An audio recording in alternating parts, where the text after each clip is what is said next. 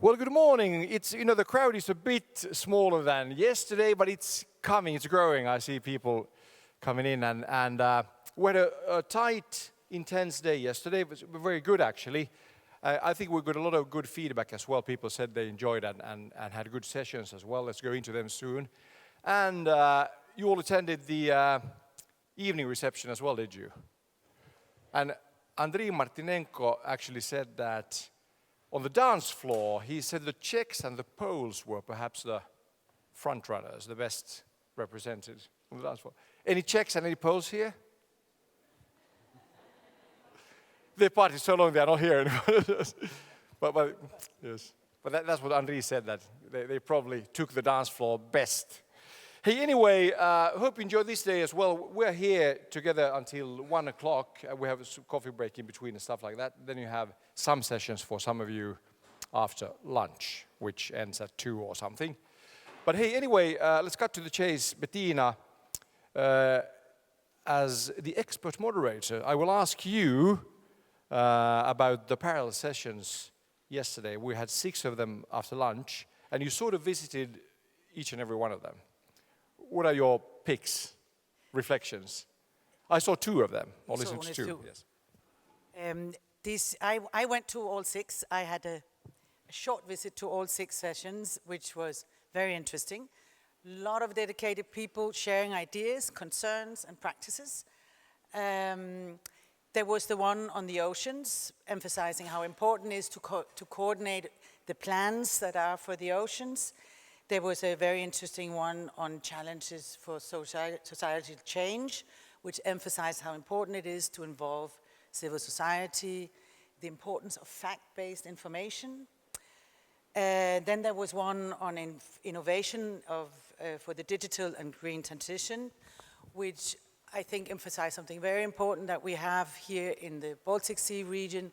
We have common approaches, we have common actions, and that is something that can really do a difference. Then but I guess the need for rapid action, I guess that was, I heard that all the time. That is for sure, everybody said that. There was climate change, there was one on climate change, where very interesting practices on climate change, how you deal with climate change adaptation was shown. Then there was one on energy, which I think has been one of the big themes here, emphasizing energy security and surprise, and the need to address energy dependency.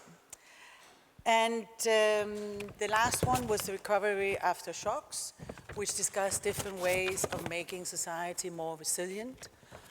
What does it take? How do we involve all of society in making us more resilient to deal with shocks?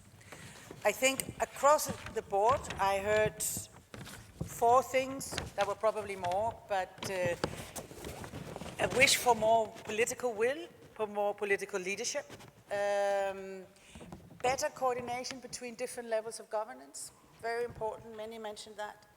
Many said, out of the silos, we have to do much more cross-sector, cross-policy area, cross everything, working together, and more inclusion. More inclusion of civil society. The youth have been here. Yeah, generations was very important involvement of youth. But somebody also said, it's not only youth, we also have to involve the older generation with our demographic development. That's a very important point as well. I think those were the key takeaways. And, this is not everything, because our moderating trio had a man inside. I saw Esa in one of those, at least one of those sessions. How was it? Yeah. How was it for you?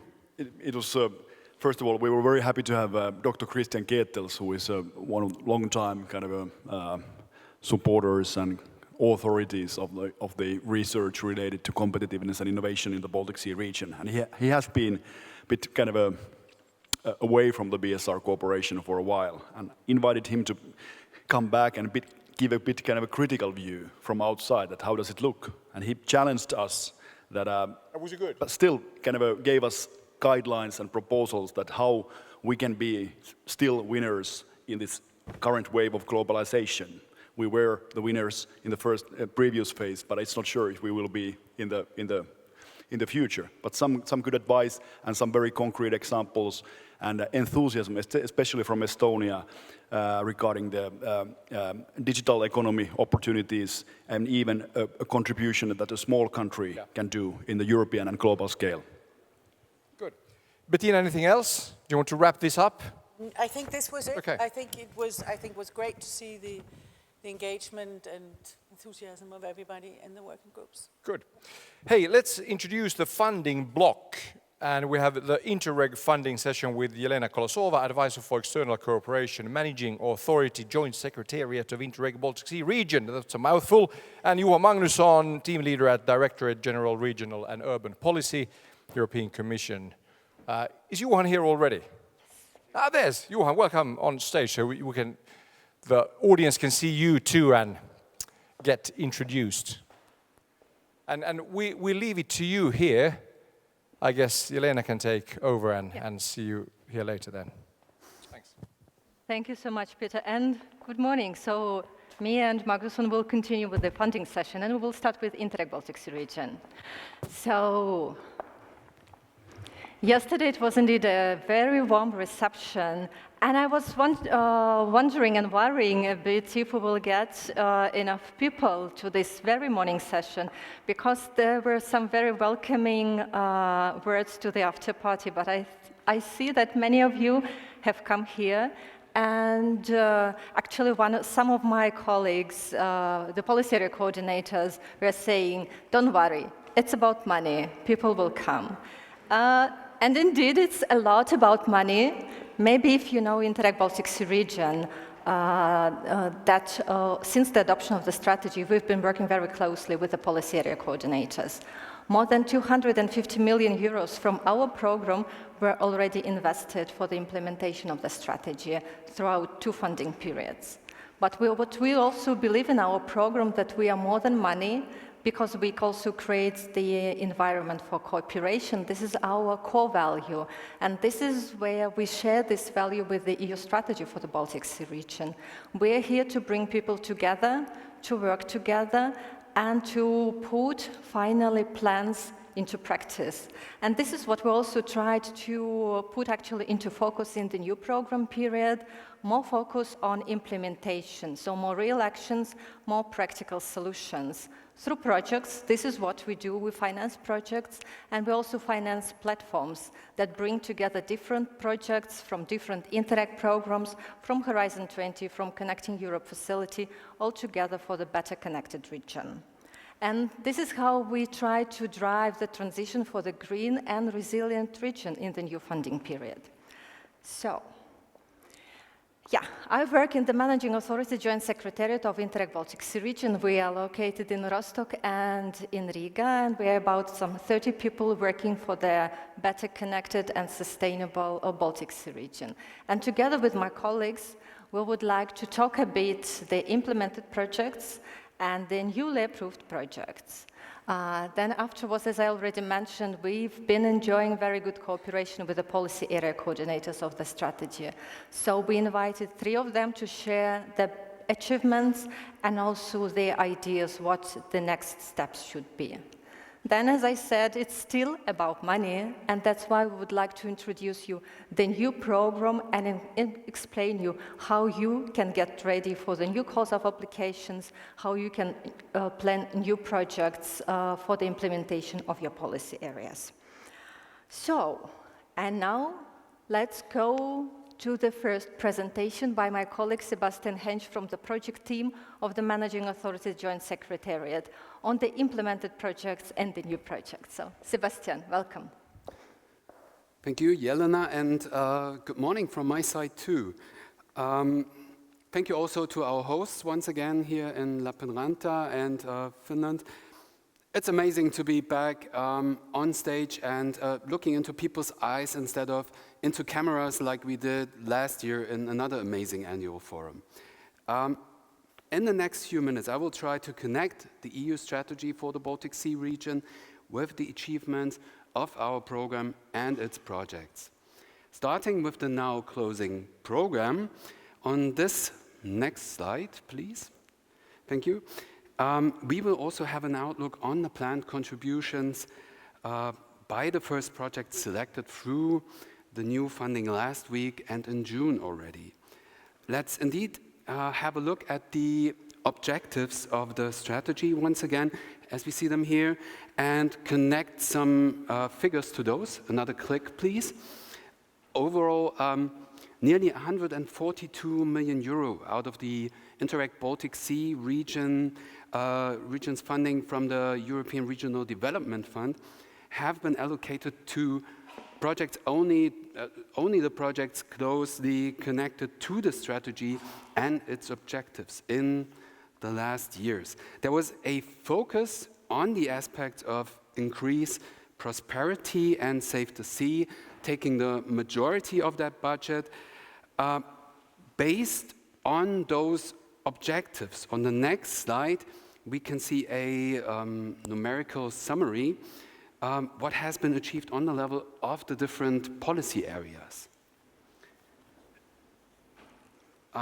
This overview shows us how the coordinators have been actively involved in the implementation of the strategy on the ground with some figures. In the table we see on a content level the number of projects and platforms which were supported by the different packs, and vice versa, of course, because there is a lot of interaction, as we will hear.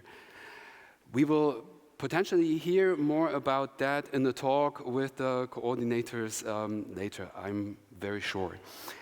Looking at the values in the table, the figures for the policy areas really represent a variety of topics each, and a variety of partnerships, of course, as well, and stakeholders that were connected closer to the policy areas and closer to the strategy.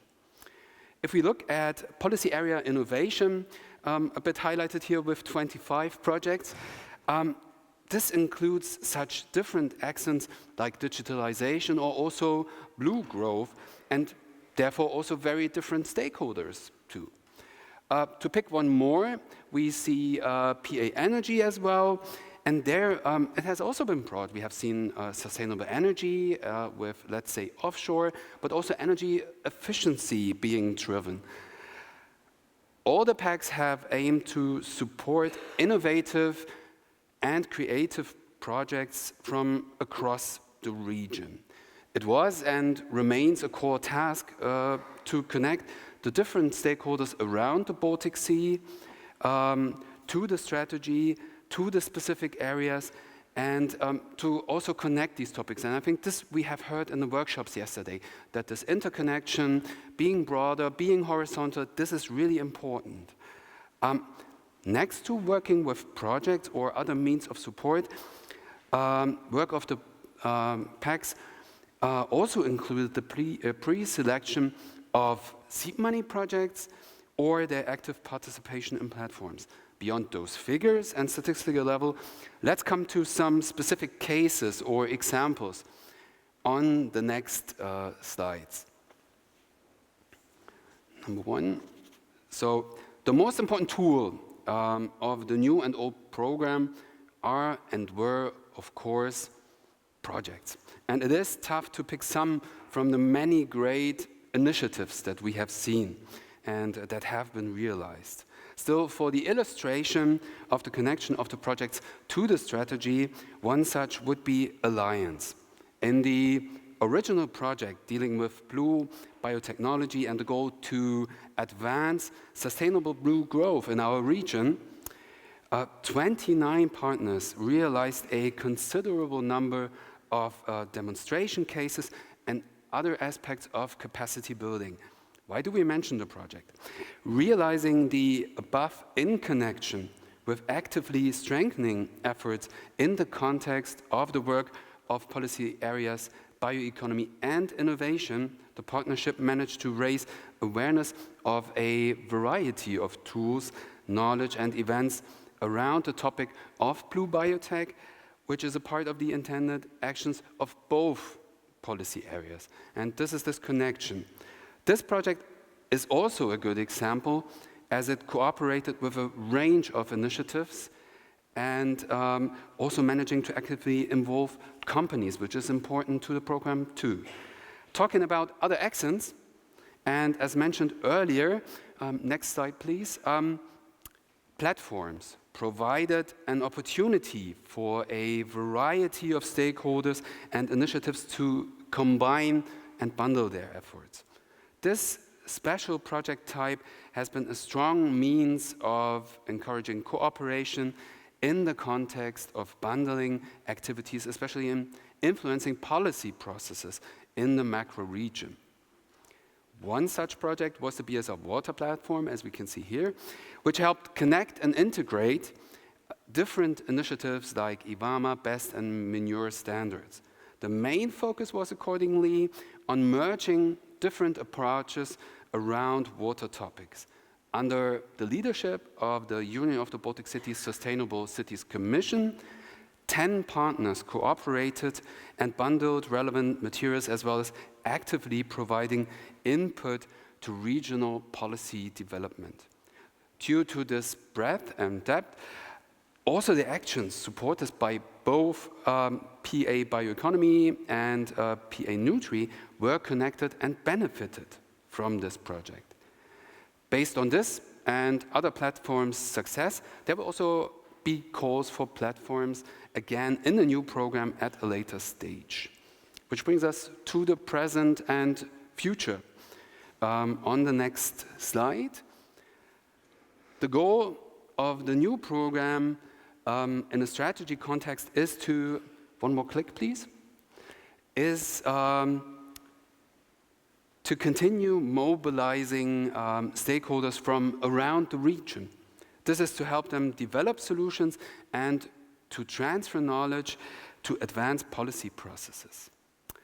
The Interreg Baltic Sea Region Program 2021 to 27 keeps funding projects that help implement actions relevant to the policy areas. Saying so, a specific role in this remains with the policy area coordinators, for example, through their continued support for projects and the development of the relevant topics. In parallel, the EU strategy for the Baltic Sea region and its action plan remain a central reference in realizing this. With the adoption of the new program in June and the following selection of the first projects, the new program now really takes up speed. We will come back to the framework of the new program as said later in the session.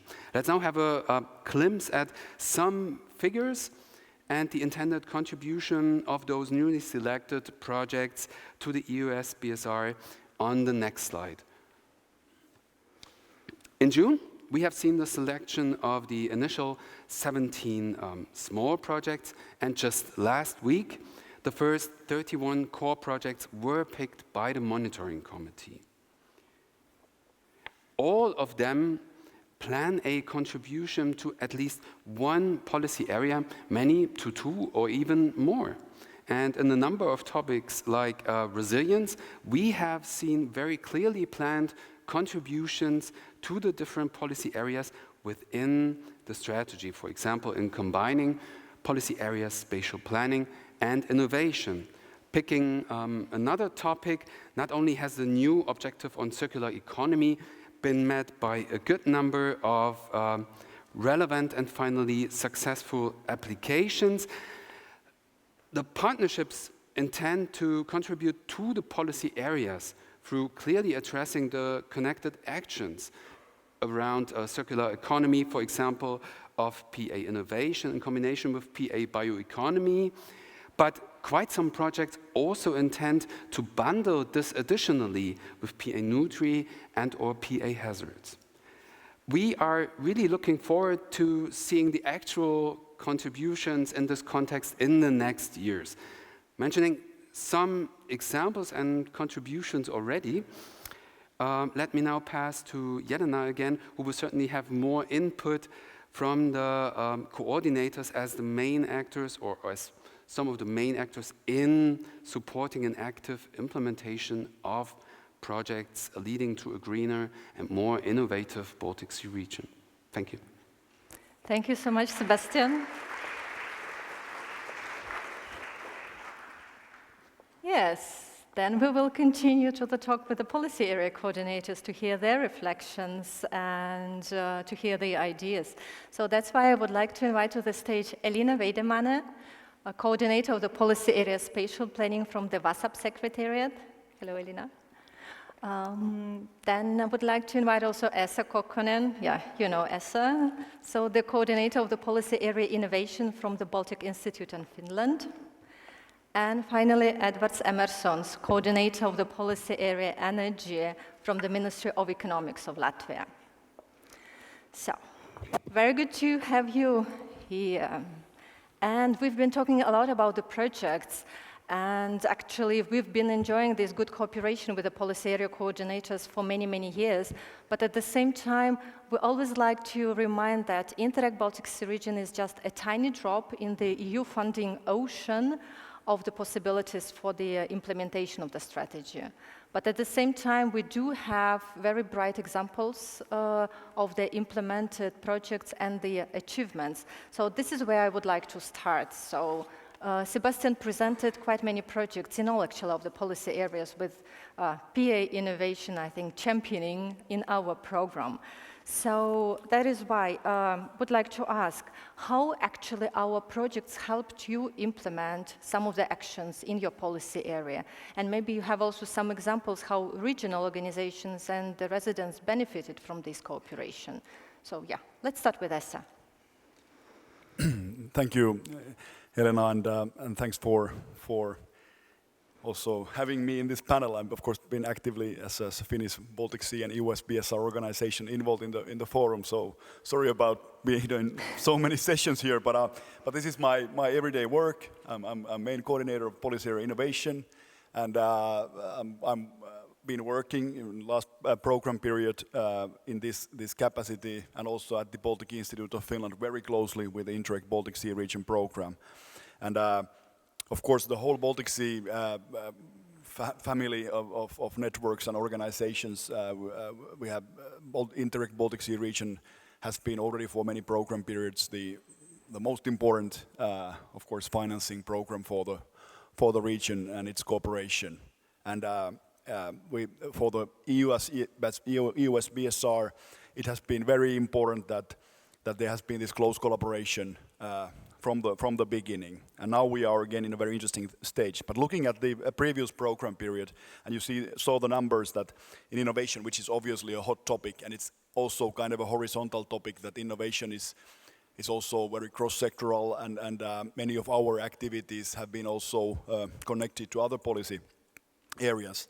But of course, we've been very happy that in policy innovation, the stakeholders were active. They were really active in Interreg Baltic Sea Region program, and as mentioned, more than 20 projects were initiated and implemented, and covering topics like smart specialization, blue growth, health, digital innovations, and dozens, I don't know, hundreds of stakeholders involved.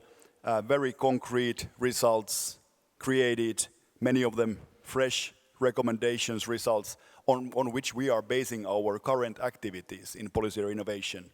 So they have created an excellent basis for us in this new situation. And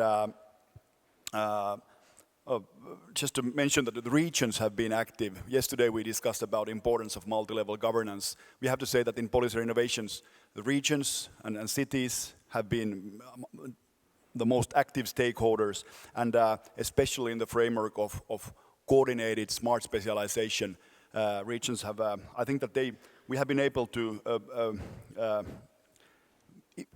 make the regional innovation policies and smart specialization strategies much better coordinated, and through that bringing a stronger impact, and also helping the regions to now be ready for this current situation, for the ambitious and demanding goals regarding the twin transition.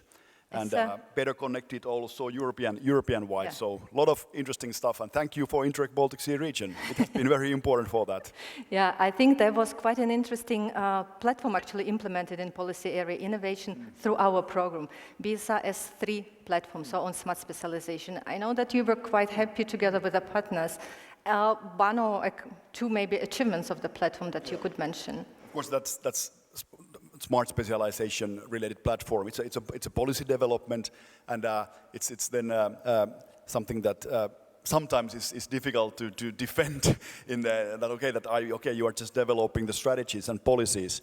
But I think that especially now in this situation that if our regions want to be the winners in the Green Deal and be active in European twin transition-related activities, they have needed this kind of a joint capacity building and common tools in understanding the value chain opportunities, and now especially understanding the current EU innovation agenda in the big picture, and also the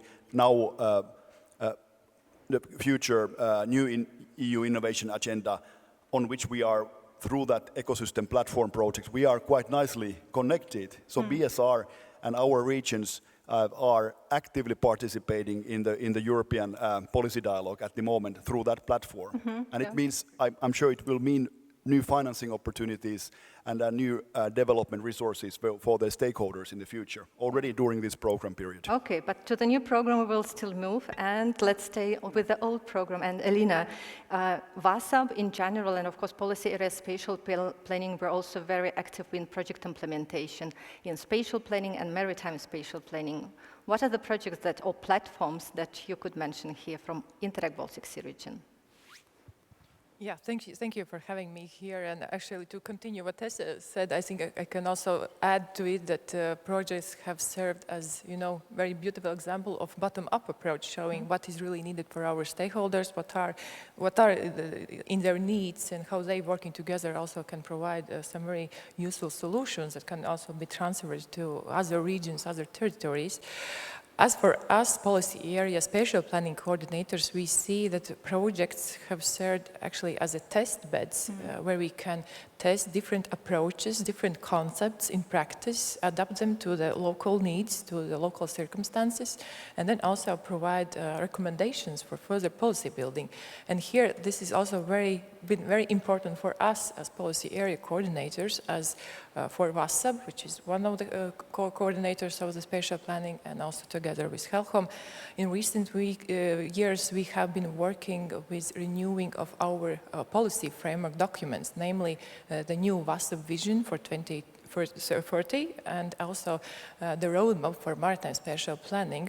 And when we elaborated those documents, we also looked for the inspiration on those projects and even used them as an input and also as an evidence to building our vision. And if I should be more specific about concrete projects, I should say that regards the spatial planning, especially in the previous programming period, the projects dealing with maritime spatial planning were more visible, and therefore also they have contributed a lot to our policy area in, for example, building networks and even expanding them. As Elena mentioned, that spatial planning is being coordinated by two pan-Baltic organizations, VASAB from spatial planning point and HELCOM. They already have well-established, well-functioning cooperation structures among senior officials, but then in our work we realized that we need to engage in our pan-Baltic dialogue also other stakeholders, and therefore with the help of projects there was established a new platform called Planners Forum, which allowed to engage also the planners, not only officials sitting on the desk, but real planners who are trying to plan and dealing with many stakeholders, many demands, and also trying to implement the plan after all. So it was the platform where they can meet and actually discuss very practical, very important issues for them. Another good example I can mention, the efforts towards data availability, and data have been mentioned, I think, many sessions yesterday, and also with support of projects there have been created a map service called Base Maps, which allows to access the data that has been generated during the maritime spatial planning processes, and also allows planners to see what other countries also are planning in the sea. For example, to see whether the shipping lane that one planner is putting in the plan, does it really meet other shipping lane in other countries? So trying to ensure that the data are compatible, and also like supporting the overall goal of coherent planning in the region. Yeah, thank you a lot. So when you talked about shipping, I actually thought also about the energy routes. And now let's go to Edvarts, PA Energy. Yesterday, I think the energy topic was mentioned so many times, and security and saving the energy. Do you have any examples from the previous funding period when in our program the energy topic was already important, something that you would like to share today? Of course, I can share some insights that I've acquired in these COVID years since I've been the coordinator of the policy area energy. As we saw on the screen, there was a number 5 for PA Energy, but I believe we were at 7. So what I want to do in the next period is maybe double that number to double digits, but I think that's for the next questions. What we did in past is there was this amazing platform called CAMS, that stands for Climate Mitigation and Adaptation Strategies. And basically this platform combined the findings and research knowledge of multiple both climate security, resilience, and energy efficiency related projects, because in the PA Energy and in the big Interreg funding program, there was multiple of those projects. And this platform kind of invited the experts and combined the best knowledge for easy to digest, in an easy to digest material for the actual policymaker and the legislators that actually, these projects that we make here, we really want the legislators to see them, but oftentimes it's hard to kind of give them separate projects to digest and learn about them. So I'm really happy that a platform like CAMS exists, and the knowledge can be shared in a much more approachable way for the end decision maker that's going to change, hopefully, the energy climate around this time of the year. Should we talk about the new projects already? I do want to. Okay, we can move to the current, to the present.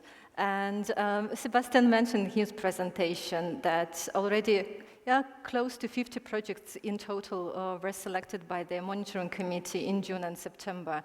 And we were happy to be adopted just a few months ago for the new funding period. So what are your first impressions, Edvarts, then, for the projects that we just selected in our program? I'm very excited. I'm not sure if any of the lead partners of PA Energy related projects are here. I guess I'll meet them in Hamburg, right? That's what we've agreed on. It's really exciting to see how these new small and core projects have been developed by the inputs of our existing networks. And also there are some fresh out of nowhere organizations jumping into the Baltic Sea region, wanting to make change on Interreg level, I guess. And also what is very interesting that I guess 3 out of 5 projects that I've seen till now are from Latvia. So we're going to, I see Latvia as a middle point between the Nordics and the easterns of our region. So it's going to be really interesting to kind of create new platforms around these projects, because many of them are energy efficiency related, and only some of them are related to renewables or other energy related questions. And I really am excited to check out with the small projects in Hamburg as well on how we can combine the knowledge, expand it, and build the next projects. Yeah, thank you, Edvarts. I think it's very good to hear that, first of all, there are new organizations coming up into Interreg Baltic Sea Region. We're not a closed club and no the EU strategy for the Baltic Sea region. This is kind of very good news. And yeah, energy efficiency still remains a hot topic also in our program. But at the same time, I think spatial planning was quite well addressed in some of the projects. So Elīna, are you happy about the newly selected projects? Yeah, of course I am. Actually, I was quite positively surprised about the potential of the great quality of results that we can expect in the coming next years, because those projects are already trying to address quite important challenges that we are facing today. And also I noticed that some of the projects also in a way contributing to the implementation of VASAB vision. And even I was, touched to see that one of the projects used the VASAB metaphor of the pearls. Pearls in our language means cities and the towns. And so it was very touchy to see that it's been taken up.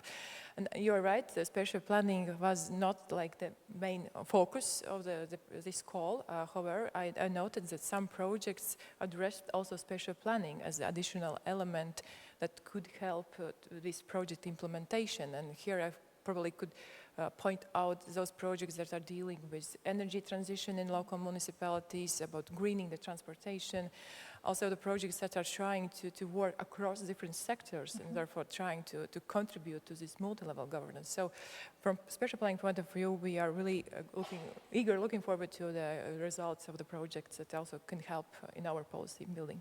Yeah, thank you, Elena. Yeah, I think that's, in addition to newcomers, this cross-sectoriality is quite important, that you are not booked in the silos, as one of the next sessions will talk more about. And Esa, so you were championing, I don't want to say that the champion, but you were quite championing in the previous program. But the focus of innovation has a bit changed in the new funding period, so we moved to more resilient economies and supporting the public sector. Are you still happy about the new projects? Yeah, starting from that as well, that it's very different kind of a program now, and I congratulate the program for making this change. And it's impressive. Actually, when you started to prepare for the new program, it was before pandemics and of course before what has happened since, and how the program very nicely tackles the current challenges and also enables this kind of faster actions. I think, and it's very well fitted program to this current situation. And as we are in this forum calling for quicker actions and really concrete promotion of twin transition, this program can really do and promote the resilience. And from the innovation point of view, when in the framework of course innovation policies in general are also, we need to in national level, regional level, EU level, there's of course it's about, everything is basically about twin transition and resilience at the moment, and it's about missions and solving challenges. And we are focusing very much on challenge-driven innovation, and then of course digitalization is everywhere, and I think that the new program is even better in line with the strategy. And I like the new kind of a strategic partnerships and collaboration between Interreg BSR and EUSBSR. It's not like we had a bit, of course we are happy for that 25 project in the previous program period, now somehow supported by PA Innovation, but it was still like there was this flagship concept that, and there was a lot of variation on how much actually the strategy was involved. And now I now see that there's it's from the initiation and launching of the program and as supporting the applicants and also during the implementation, I see that we have a nice strategic connections and action plans. Our action plan also in PA Inno is fully in line with your new program. And seeing the results of the first call, there were altogether 17 out of those 31 core projects connected to policy innovation, and 7 of them kind of directly as under PA Innovation, and then 10 of them where we are supporting some other policy area. And that's very important. We want to be more cross-sectoral, more cross-policy area. We need to work closely together with spatial planning, with energy, with the transport, education, bioeconomy. And I was happy especially to see those kind of a nice cross-sectoral and how the developers and applicants had been able to kind of show that. And we were doing it for the first time in the new program in the first call that the policy areas, we were also actively invited by you in the launching and in the call phase. And some developers, some applicants were very active, and we are very happy to see that many of them were now successful. But I was also very happy to see kind of a newcomers. And of course, we need to always have more newcomers as well, and engage more and more stakeholders. And happy to see the new interesting topics on AI in utilization in diagnostics or game industry related stuff. A very interesting sustainability reporting tool by our Estonian partners that is a very much a kind of a flagship activity for policy innovation, social innovation, and a lot of that cross-sectoral challenge-driven innovation stuff. Maybe we need a bit more digital stuff still in the coming rounds, but in general, really looking forward to start of these actions and all the referring to yesterday's stakeholders. So when we are calling for actions, so actions are coming just alone in Interreg BSR, and I'm very confident if we are able, also supported by us, give a more coordinated, stronger common message, and not just policy area by policy area, project by project, and that's maybe especially. We can together even do more and more, and supported by BSP, the strategy point by Centrum Balticum in the future. So I'm looking. You're looking happy forward to give these messages in a few months, in a year, a next annual forum. I see that you're looking forward. Then let's move forward and talk about the future. So now I prepared 3 short questions for each of you, and I hope for very short answers. So, Esa, you already mentioned something kind of answering my first question. So what else needs to be done in your policy area? Very short. Esa, let's start with you. I already mentioned that for us, it's of course, and for BSR, the digital economy, it's huge. We have a really, like our Estonian speaker yesterday in our sub-plenary. Okay. Nicely illustrated. Digital stuff. Yeah. Good. Elīna, what is the next step in your policy area, spatial planning? Well, yeah, I mentioned that VASAB has prepared its vision for 2040, so it also can serve as a great inspiration for future project applicants if you are willing to contribute to territorial development issues, coherent development of the region, and also, yeah, you can look for inspiration, also suggested actions towards how to increase quality of life in our cities, how to ensure secure and also reliable connections, starting from energy and transport and etc. Also healthy ecosystems and things like that. So it's then VASAB vision implementation? Yeah, it would be VASAB vision, but I think today more than ever we need such projects that are trying to address quite the challenges that we are facing today. And in recent years we have been living in constant mode of crisis, different type, and so yeah, how to address the consequences of war, how they are affecting us as a people, as a territories or areas. Also this summer I think showed how climate change actually can impact us, our lives in quite severe way. Also demographic situation, especially in the Baltic Sea region, is quite challenging. So I think those are issues quite complex ones, which means that not only one organization can solve it, but yeah, it requires joint work and looking forward to great solutions. Yeah. Yeah, and Edvarts, what else needs to be done in policy area energy? I know a lot, but if you choose 1 or 2 things, what are they? Yes, so I'm very sad that we are in the middle of energy crisis, and I wish I could make them disappear and do some quick actions to change the heating and electricity bills, but it's not really impossible by a snap of a finger. So we are motivating our stakeholders and NGOs and the regional partners to develop projects for more renewables, more energy storage, more energy efficiency, and okay, it's already 3 topics I heard, and it's a lot, I know. Security and So renewables, energy efficiency, and of course saving the energy. Then let's move to the next question.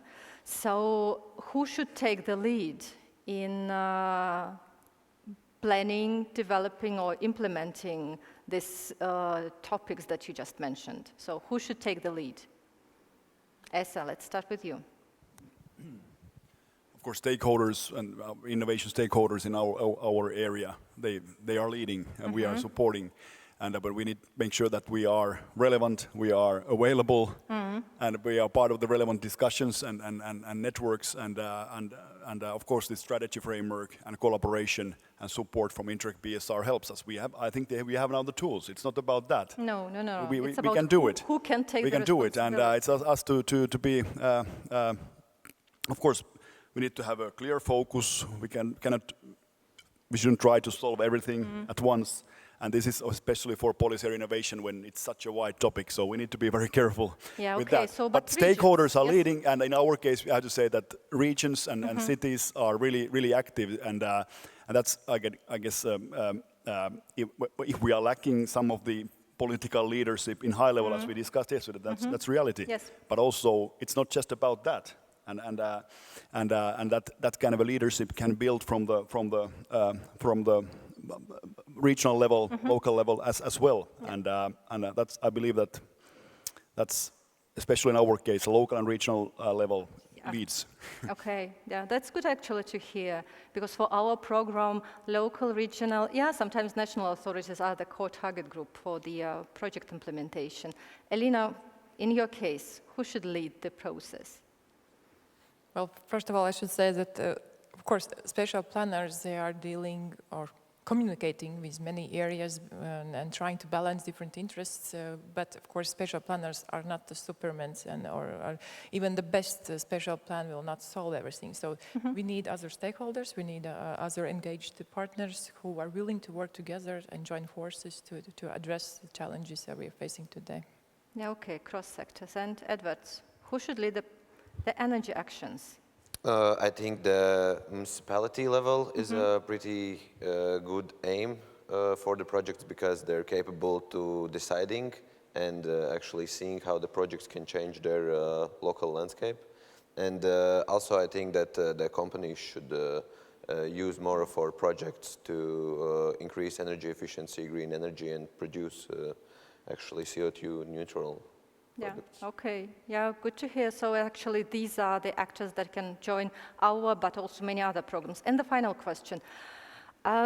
It's easy to answer maybe that it's Interreg Baltic Sea Region, but maybe you can think of something else. So what EU or what funding sources to use to implement these actions? Esa? Yeah, obviously when presented here, discussed that there have been 25 Interreg BSR supported projects, and now a lot of new ones are starting. But of course, we need to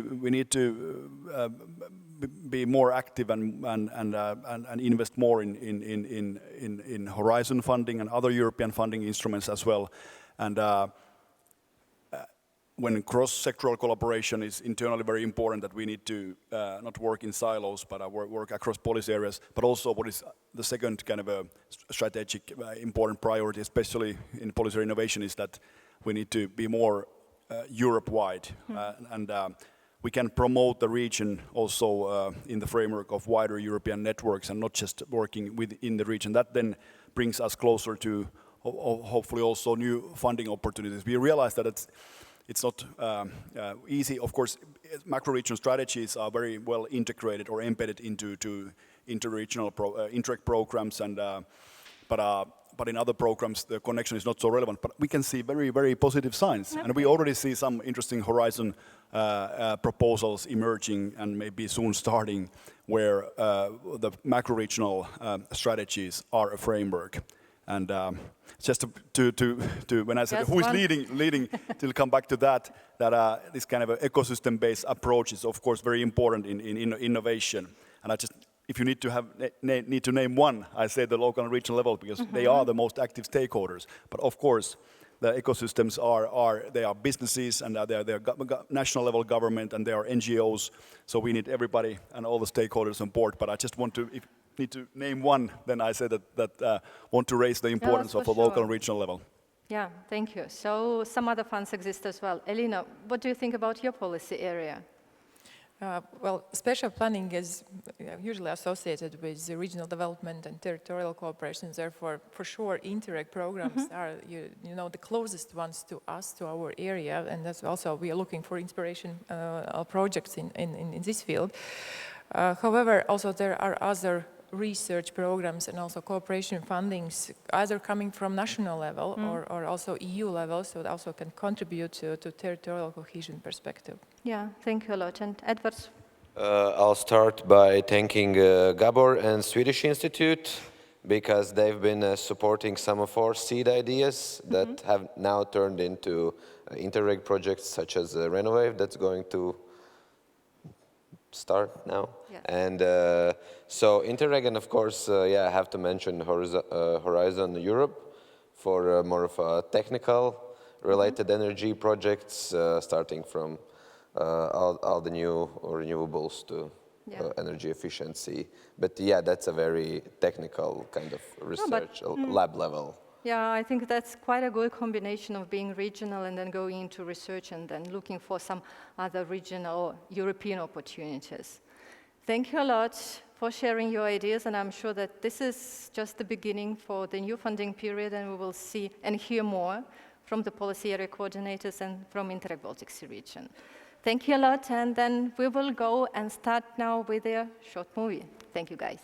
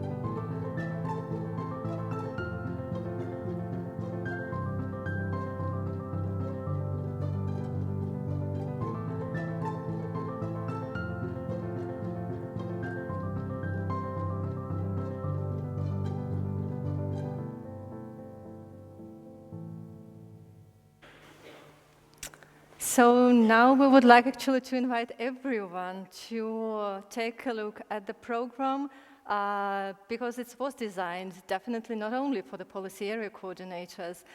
So check out what are the funding opportunities now in the new program period. So I would like to welcome back Sebastian on stage, and then later Victoria Nelson from the communication team of our program will also join him to explain what can be actually done and very soon. Sebastian. Thank you, Elena. So based on its main principles and framework, Victoria and me will indeed try to show how the program plans to support the further implementation of the strategy and its action plan in the reality of projects in Interreg Baltic Sea Region. The first slide shows us 3 main aspects for the framework of projects in the new program in a transnational context. It emphasizes the transition of the region, its societies and economies into a greener and more resilient mode. Interreg Baltic Sea Region has identified and accentuated public authorities, as we have heard, as central actors in this process. Finally, like the annual forum theme and with transnational implementation in mind, the program also highlights the importance of practical solutions together with central target groups. On the next slide, we can see the available funding after the first calls, with now already 48 projects selected. For partners from the 8 EU member states, more than 142 million euros of ERDF are still available. For organizations from Norway considering a participation in our projects, at least 800,000 euros of Norwegian co-financing could be used to realize relevant actions. But at the same time, the Norwegian figure is still under revision, and there's optimism that more funding will be available for the upcoming calls. On the next slide, here we still also see the co-financing rates for the 2 different areas. But on the next slide already, we can see the program's 3 thematic priorities, once again, including 7 objectives. But instead of going into too much detail for those, let me summarize the different accents with the so-called program aims, which go like this. The program intends to put into practice innovative, water-smart, and climate-neutral solutions through transnational cooperation for the benefit of the citizens across the Baltic Sea region. From the topics, let us come to the variety of potential organizations supporting the implementation of those topics. So, together with a clear plan and clear target groups, partners are the quintessential ingredient of any project. As mentioned, and not only for the current event, Interreg Baltic Sea Region aims to reach a broad variety of stakeholders. The 2021 to 27 program and its rules are set up in a way to provide options for different organization types. Depending on the project planned and the organizations involved, they should suit the project's goals and its very specific target groups. Organizing a broad reach and implementation, the program has, for example, made very positive experiences with NGOs and business support organizations. This trend seems to be continued, if not even growing, in the successful applications of this year. Finally, before coming to the main project types in some detail, there's one clear rule for all of our content priority projects that remains. All applications need to involve at least 3 organizations from at least 3 countries. So one constant, and however many or few partners are on board, they should have the involvement of actual users and change makers in mind. Next slide, please. Before passing to my colleague Victoria, let me share some additional insight on 2 new terms already used for the different projects selected by the program's monitoring committee.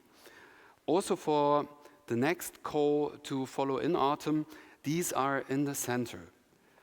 Beyond core projects, the small project type, as we see it here, has been established to enable easier access to the program.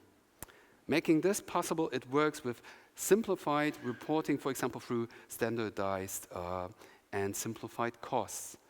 Additionally, it is based on smaller budgets of up to 500,000 euros. As a final aspect in this short overview for this project type, the implementation period is limited to 24 months. Finally, let's have a look at the so-called core projects. They are at the heart, or surprise, the core of the program. As mentioned earlier, the focus of projects should be on working on new solutions to joint challenges of the regions. These will then be put to test through joint piloting in those projects. Building those projects in clear steps and respective work packages, the final accent is on the transfer of the solutions to their target groups. And how we will support you in this process, I will pass the ball to Victoria. Thank you.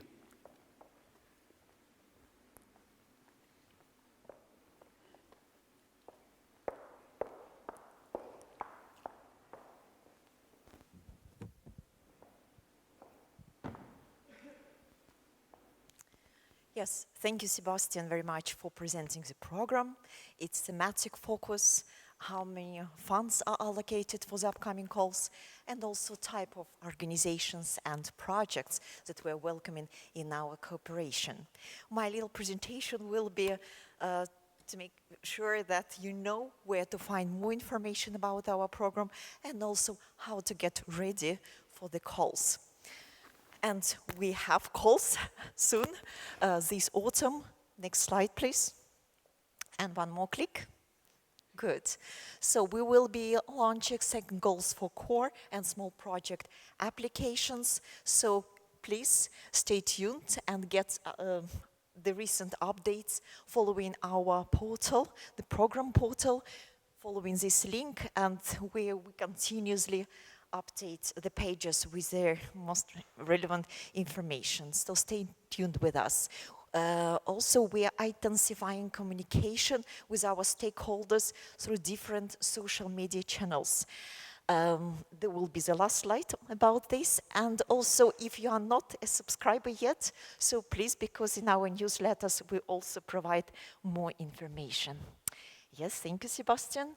For you as an applicant, we also created a special placeholder for information called Gateway for Applicants, where you will find all needed information. For instance, timelines with important dates that you should not miss if you want to make sure that you would like to get funding for your projects, and also the needed steps and procedures that you need to follow in order to make sure that it's timely, submitted your application, and also in the correct way.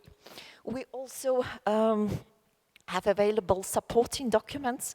For instance, you're more than welcome, both as an applicant and project partner, consult the program manual. If you, for instance, would like to know how your partnership should be composed, or what about financial issues, legal elements. So you will find all this useful information in this document. We have also supporting tools, like, for instance, video tutorials. We released quite a series of tutorials about the program, its objectives, how to apply through our electronic system, and also a matchmaking platform, and much more. So these video tutorials on our website and also on YouTube. We would like also to have interactions with our applicants and be able to answer your questions. And that's why when calls are open, we will have a series of webinars, and we of course announce them in due time, and we welcome you there.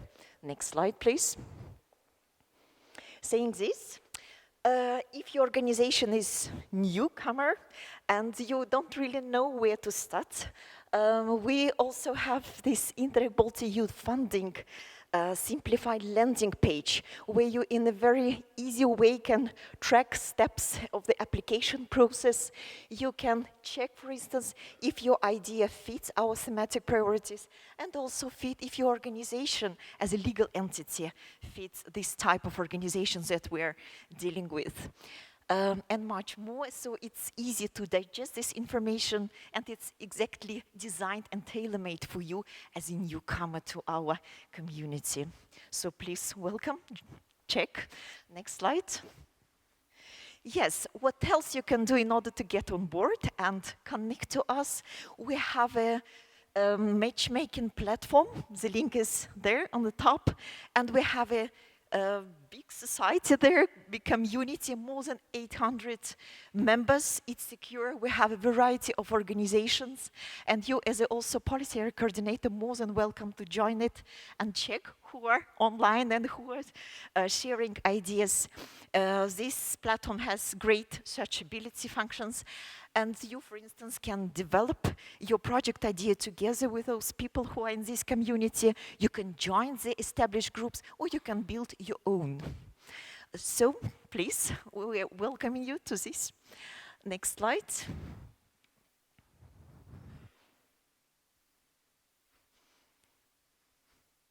Yes, in case you have a great idea, but you're still a little bit thinking, maybe it's duplicating already something that's already been done in the region.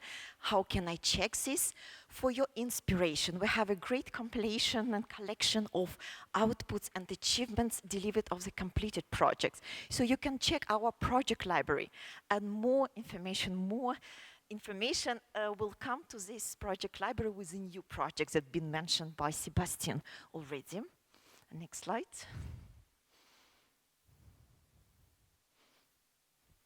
Yes, I would like to draw attention that we will be organizing event together with the Chancellery of the city of Hamburg in October. Registration is open until 4th of October.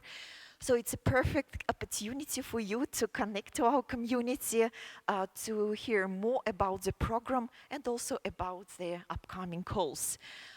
So please, this information is also spread on our social media channels and on our portal. So we really hope that we will see you also in Hamburg, and perfect opportunity to connect and reconnect. And the last slide will be practically an overview of all social media channels where you can find us, where you can like us, where you can follow and share information what we are also sharing. Thank you very much for your attention. Thank you, Victoria.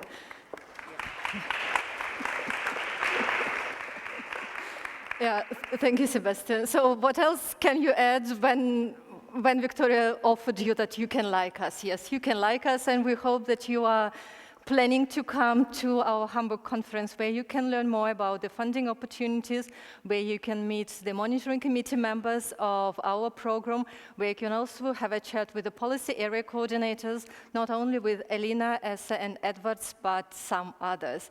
So we would be very excited to see you in less than a month in Hamburg, but at the same time, we're also excited to hear more about other funding opportunities for the EU strategy for the Baltic Sea region. But before we go to the presentation of Johan, I heard there was a surprise for us, so I'm looking and trying to find Peter. And Peter is here, coming up with a surprise, I heard. It's actually more of the same.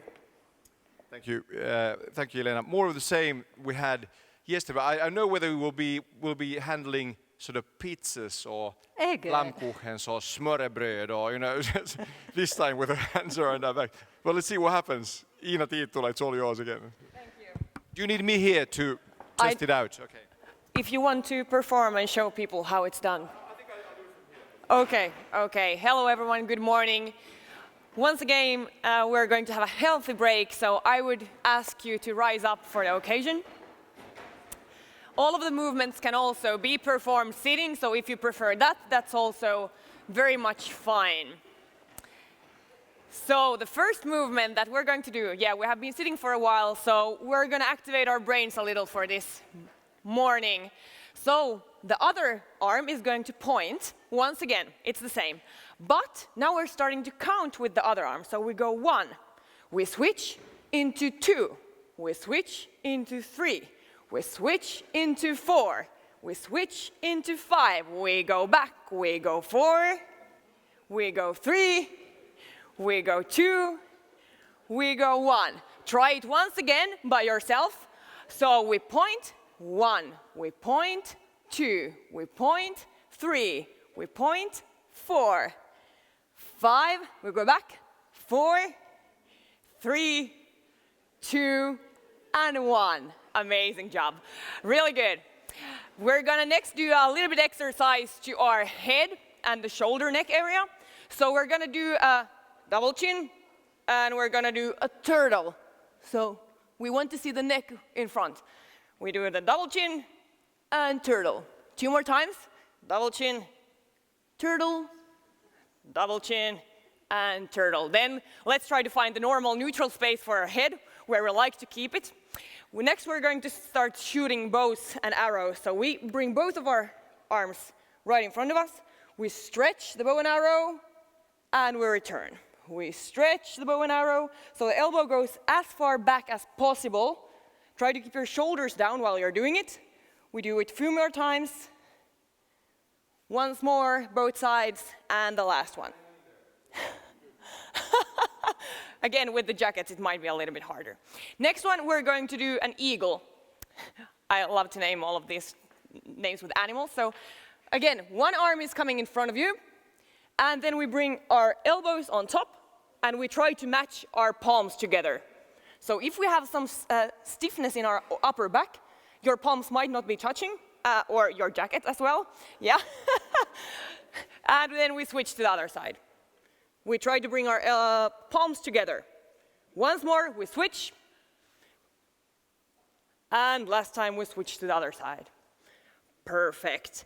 And next is a little bit, once again, for your brains. So the other arm is going to start doing a circle. Some of you might know this exercise. And then we do square with the other arm. Try to keep angles in your square, right? Oh, it looks beautiful. Then we switch to the other arm. The other one starts to do the circle.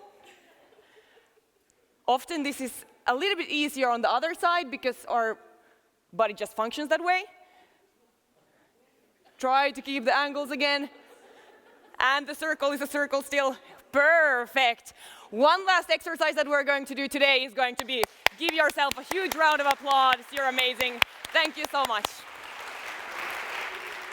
Iina Tiitola, thank you for this very much, and thank God it didn't take any longer. It's too difficult, but anyway, I think it's good. Hey, and now, let's continue with sort of our first session that Elena started. We have Johan Magnusson, team leader at Director General Region and what's her whole name? Urban Policy European Commission. And you got your headpiece already. I did, and I think you can hear me even, it sounds like. It works. Fantastic. So it's all yours, Johan. Fantastic. Excellent. Well, what I'm trying to do now is, because you have had a very, very good, I think, introduction to the program, you have heard from colleagues what this is really about. What I will now try to do is to, let's say, to complement and try to complete, if you like, the picture of the funding possibilities that we have for the Baltic Sea strategy. Elena said it this morning, it's all about funding. It's true. We're going to talk a little bit about that. So we can have the next slide. What I'm going to do is that I will run through with you the key, let's say, other types of funding that we have. We will look at the cross-border Interreg programs. We will look at the big national and regional ERDF and Cohesion Fund programs, and we will also take a look and make an overview of other funding sources, mainly what we call in the European Commission centrally managed programs. I will give you a flavor for what is available there. So we can go to the next slide. Now, we have heard already about the transnational programs, about the Baltic Sea Interreg program. I'm not going to repeat what colleagues said. They do this much better than I. I just wanted to say that there are, we have several such transnational Interreg programs in Europe. There are several of them covering a quite big geographical part of Europe. And the only thing perhaps to add in this context that we are in here now in the Baltic Sea region is that there are also, let's say, in addition to the Baltic Sea Interreg program, we also have we have 3 other programs that cover parts of the region. It's the Northern Periphery and the Arctic program that covers the northern part of the Baltic Sea region.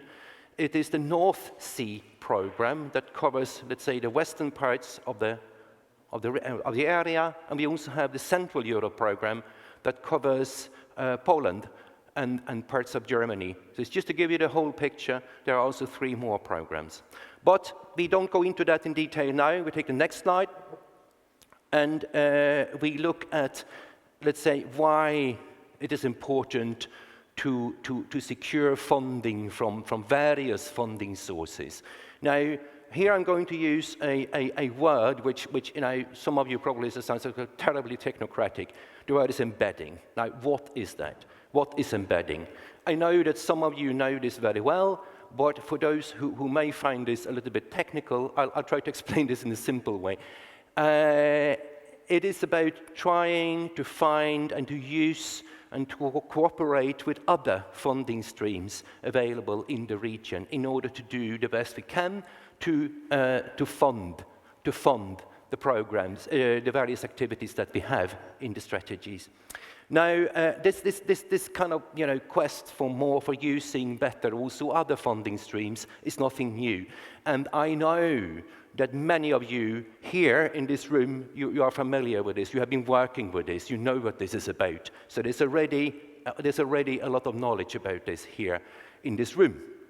What you should know is that cooperation as such is something that stands very high on the agenda of the European Union. It was really something that was asked by stakeholders across Europe when we prepared the regulatory framework for this funding period. We really reached out to stakeholders. We asked them, what do you want to see?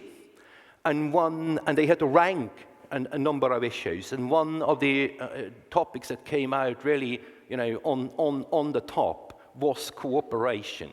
So there's a lot of interest for this. We understand that this is something that people want to do, so that's why we wanted to focus on this and try to also facilitate the cooperation. And we also know that macro-regional strategies are cooperation platforms. They are very useful. That's why we are here today, to take stock of what we are doing. But if we want to succeed with these macro-regional strategies, we have these excellent Interreg transnational programs that we have heard about, but it's simply not enough. We need to have more funding, and that's why this let's say, search quest for other funding sources, that's what we call the embedding, comes in. And it's also a clear political priority. We have heard this in all 4 EU macro-regional strategies. We have heard it from the political level, and we have also heard it within the EU, from the Council of the European Union, when they present and make their voice heard on cooperation, that we should try to use all available funding streams in order to support macro-regional cooperation. And this is also a very inclusive process where we really all who are working with this strategy have roles to play. I always emphasize this when I talk about this process, saying that this is nothing that one level can do alone. It will never work. It's nothing that just can be done at national level or regional level or local level, or here, or in Lappeenranta, or in Brussels. We all have to work on this together, and that's the only way for it to work. We take the next slide. So, in order then to see what kind of possibilities we have for this embedding, let's do a tour. Let's go through these various streams and see what's there. One obvious funding stream is another type of Interreg programs, the cross-border programs. And of course, you are aware of those programs, most of you. This is really, I mean, this is obvious because these programs are, again, about cooperation.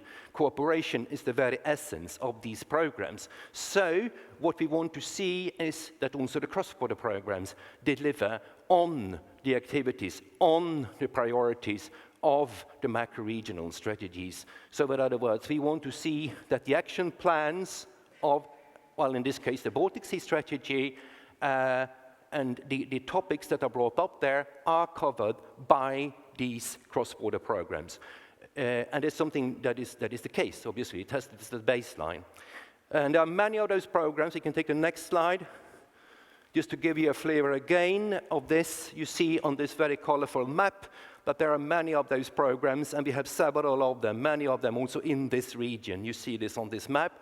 I won't go into detail exactly what the name of these programs are. You can look this up. It's all available on the internet. But it's just to show that these programs are also very important in terms of funding the strategy. Next slide. But cross-border cooperation, very important. But as you saw, it's not that much money. And we know that it's all about money. So where do we go? Where is the money? Well, nearly a third of the budget of the European Union is in cohesion policy. And when I now say cohesion policy, I look specifically at the national and regional programs funded by the European Regional Development Fund and the Cohesion Fund. That's what we, again, by a kind of terminology sort of thing called the mainstream cohesion policy programs. But it's basically those that we have. They are running here in Finland. You have several of them. You find them in Latvia, Lithuania, Estonia, Germany, Poland, Sweden, Denmark. They're all there. It's national or regional programs. And that's really where the bulk of the money is. So, in this embedding process, we have really been trying to focus the attention on these programs, really. And they are, if you look at the regulatory framework for the period 21 to 27, you'll see that they are built around 5 so-called policy objectives. And there you see them on the screen here. I won't read it out loudly, but the most important thing is to say that these policy objectives, they fit, I think, very nicely to what you are covering in the action plan of the Baltic Sea strategy. There's a lot of focus here on a competitive and smarter Europe, a green Europe, a connected Europe, a more socially inclusive Europe, and a Europe that takes really, that also tries to be a Europe that is closer to its citizens. So it's all here.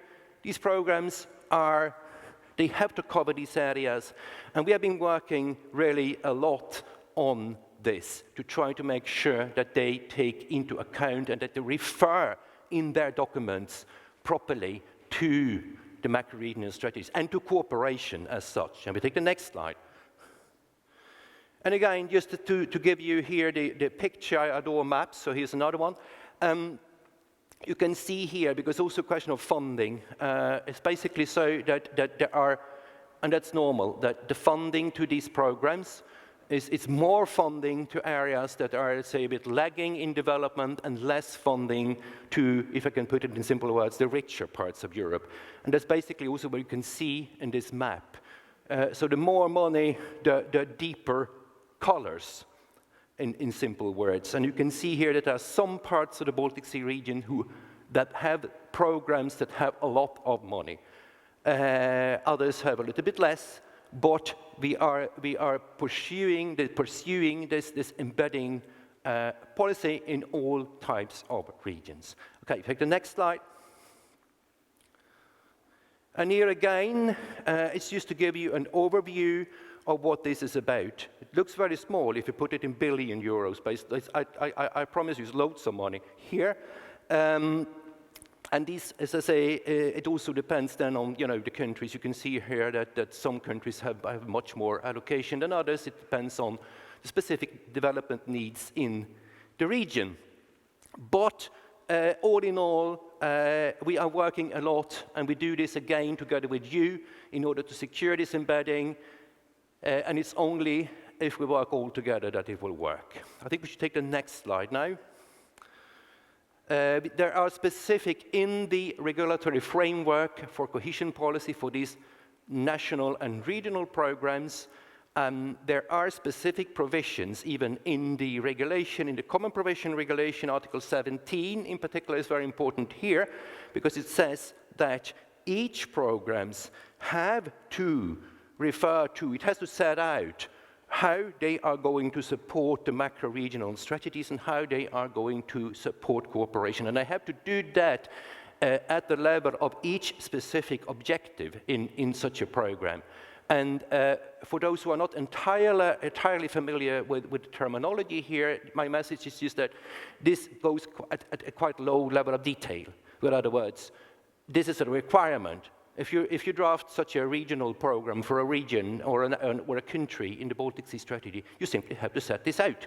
You cannot say it's not applicable, because you must set it out. And if for some reason you think that it's not applicable, you will have to justify your case. And you will have to discuss that with us. And we may agree, we may not agree. So that's how the situation is, just to give you the flavor. We are, in the moment, in the process of analyzing, because as I said, we all have important roles to do here. It's a lot that is done at national and regional level in order to secure this embedding.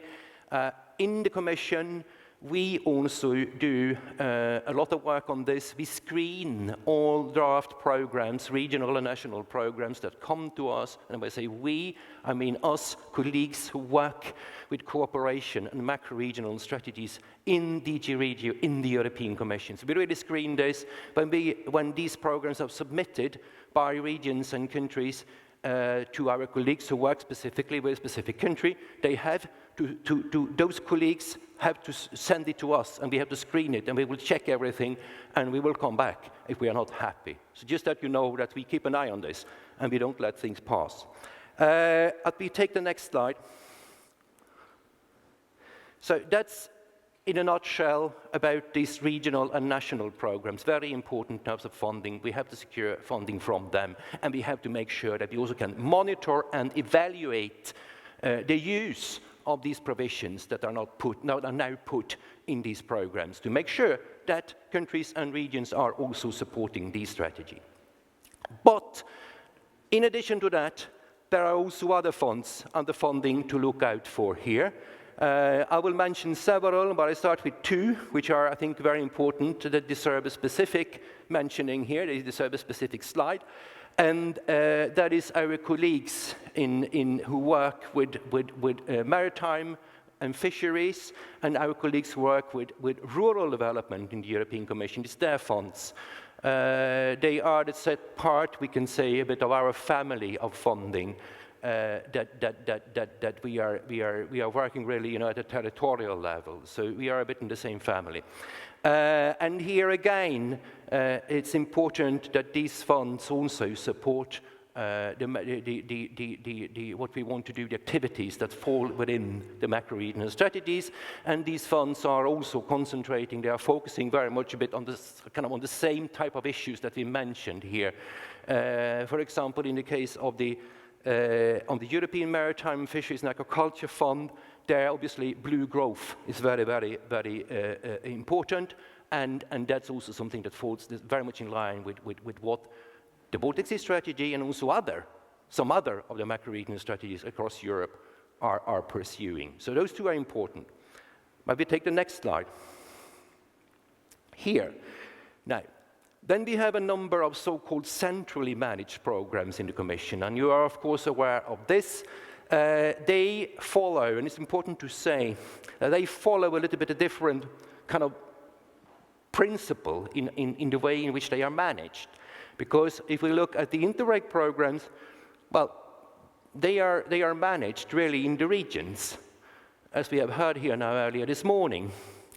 And a bit the same with these regional and national cohesion fund and cohesion policy programs.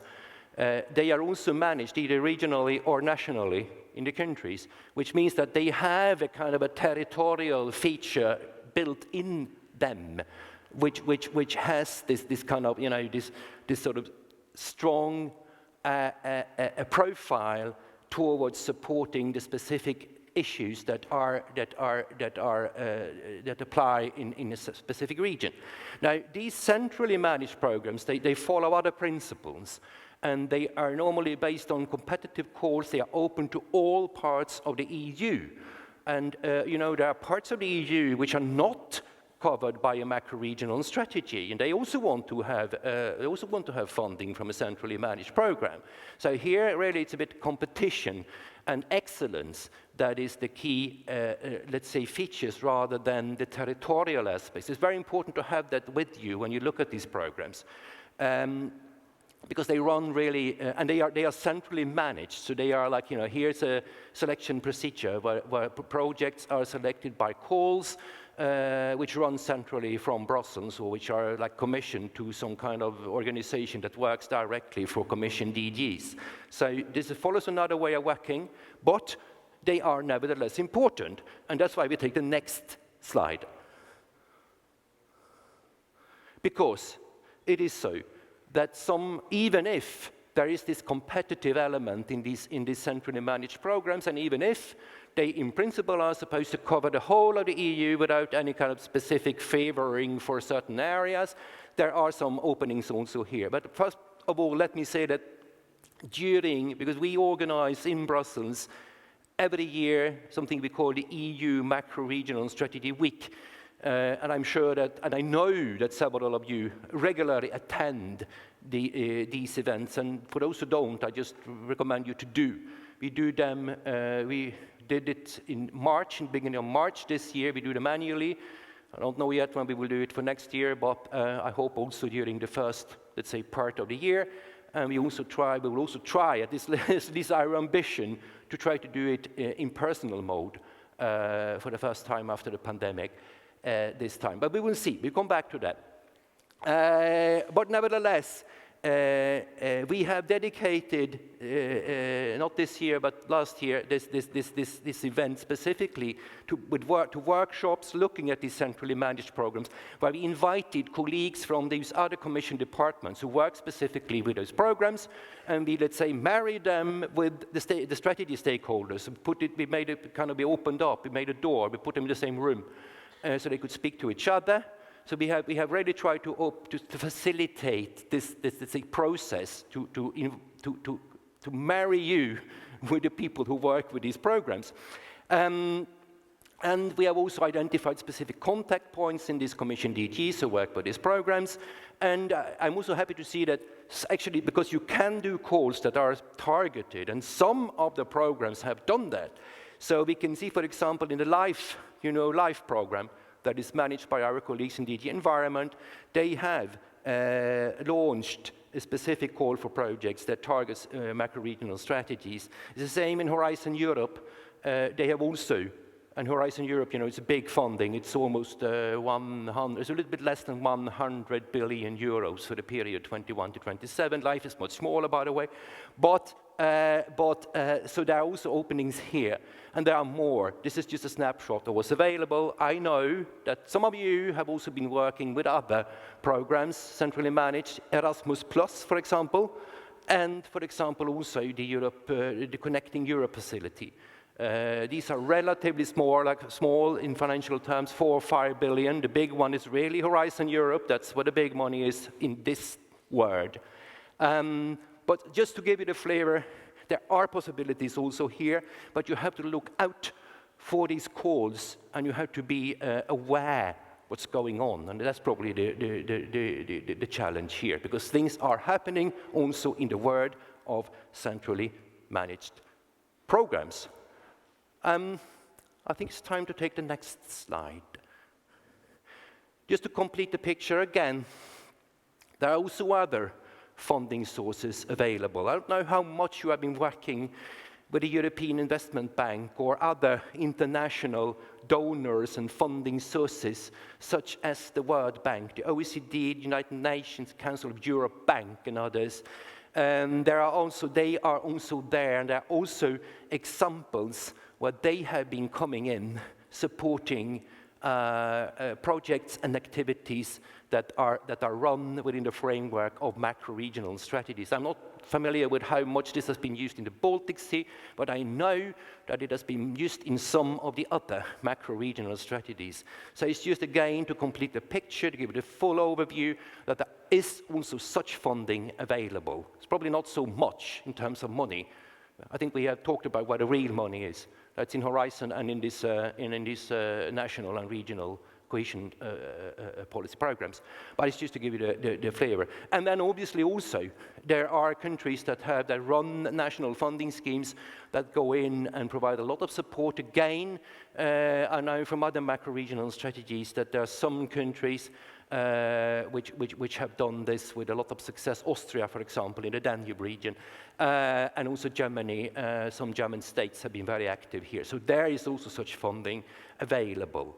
But again, just to summarize this, we have some, very dedicated resources. We heard about it this morning. I think all programs that work with cooperation, so say per se, are there to support the macro-regional strategies. And then we have these mainstream programs that we are really working with. And I think we can see some success in how these programs are taking in, let's say, references to the macro-regional strategies. But now the big challenge is to make sure that this is put into practice when we really move into the implementation phase of the policies. It's really from words to action that we now have to move. And by those words, I would like to finalize my presentation. We can probably take the last slide just to finish it all off with this beautiful photo from here, from this region. And with those words, I would like to thank you very much for your attention. And again, there is loads of more information out there. Go on internet, Google these programs, check with your colleagues, check in your networks what's available. Funding is available. I know it's not so easy always to find it, but it's more a question of finding it than saying that there's no money, because there is money available. With those words, I stop. Thank you very much.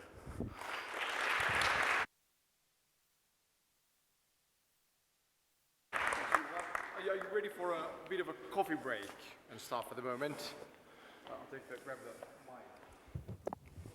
Thank you very much, Johan. Very interesting stuff, and Elena as well for the session so far. Now we have a short coffee and networking break, some 20 minutes, and please do check out the NABU project. There are some VR, virtual reality glasses outside, and you can sort of visit the depths of the Baltic Sea when you use those VR glasses. So knock yourselves out with VR glasses and coffee. We'll be back here in 20 minutes.